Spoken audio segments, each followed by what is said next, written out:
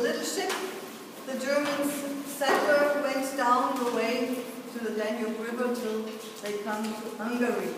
This little ship is called Ulmer Schachtel. Translation, Ulmer Box, box of Ulm, because it's farm. You see, there is nothing underneath who can keep this boat on the water that it does not turn. It's just flat on the bottom. That's something typically for this boat. Normally these boats were colored in black and white. These are the colors of Ulm from the city. But this is just made of wood.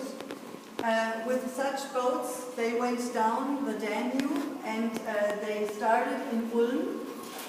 And when you just have to pay from Ulm to Vienna. After Vienna, the ride was for free for everybody. Yes? And about maybe 100 or 200 people were inside of these boats. They depend. Some of the boats were a little bit longer, or some of them were a little bit smaller, but about 100 people were in such a boat. Normally, all the luggage was inside in this house, or the richer people were inside the house, because inside of there is an oven when it's cold outside, so you have to pay for it.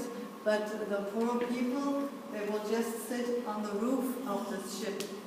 And when you see those pictures, there were many people sitting on the roof.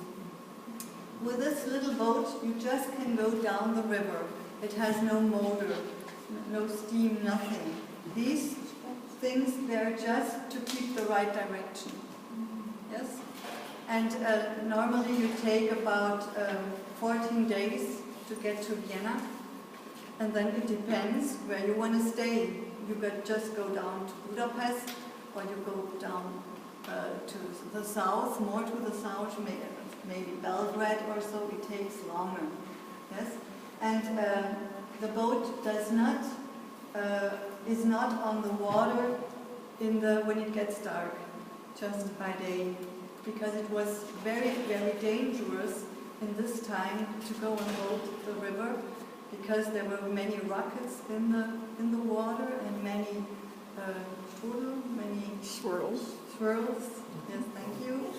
And it was not so easy. You need a lot of wise men to direct the boat through these cliffs and through these rockets.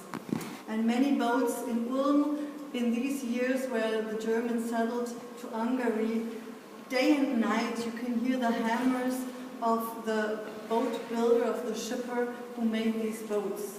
Because these boats went away and never came back again. How can you do this? Because there was no railroad, nothing. It was the way was too long. They just kept it at its destination, and they need the wood to build houses or fences and so on. So every day a lot of little ships were built. The reasons why the people left their home country in Germany, you see on these steels over here. It's just one example. You see here the name of Anna Maria Schäferlin, that's the name of her. She lived in Ulm, for example, and in the year 1786 she went away down Hungary, and this little capture tells you why she went away. So there were a lot of reasons why the people left their hometowns. What do you think is one of the reasons? Can you imagine one? No jobs. No work. No work? Yes. Religion. Yes. War. Hunger. War? Hunger? Anything else? Opportunity in the new land. Yes. For adventurers, sure. Religious persecution. Yes, religion, okay, it's a big thing. Okay. They have to pay very high taxes here. It was overpopulated in Germany at this time because of the heritage of the farmers. When you have one farmer with one land and he has 4 children. When he dies, every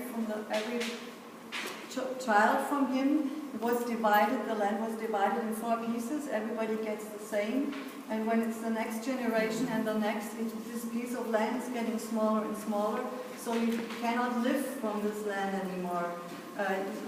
Yes, you have to look for something else. And what else? Crop failure, too, and about the war, and yes, these are the reasons why they left. Any questions so far? Any questions? No? So let's go to the next